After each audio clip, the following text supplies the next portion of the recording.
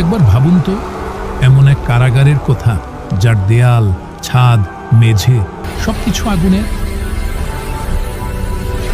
যেখানে পান করার জন্য দেয়া হবে টকবক করে ফুটতে থাকা ফুটন্ত পানি যা আপনার নাড়ি ভুঁড়ি গলিয়ে দেবে, আর খাবারের জন্য কাঁটাযুক্ত বিষাক্ত ফল যা গলায় আটকে গিয়ে মৃত্যু যন্ত্রণা দেবে।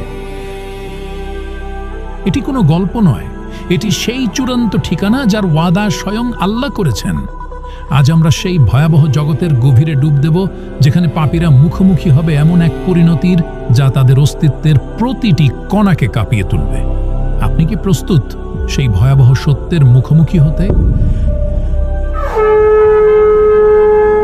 যখন ইসরাফিল আলাইহিস সালাম দ্বিতীয়বার সিংগায় ফুঁ দেবেন, পৃথিবী ফেটে যাবে প্রচণ্ড শব্দে।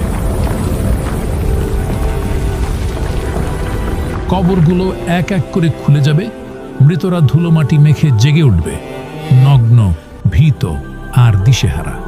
তারা একে অপরের দিকে তাকিয়ে জিজ্ঞেস করবে, কে আমাদের ঘুম থেকে জাগালো? তারপর তাদের মনে পড়বে সেই ভয়াবহ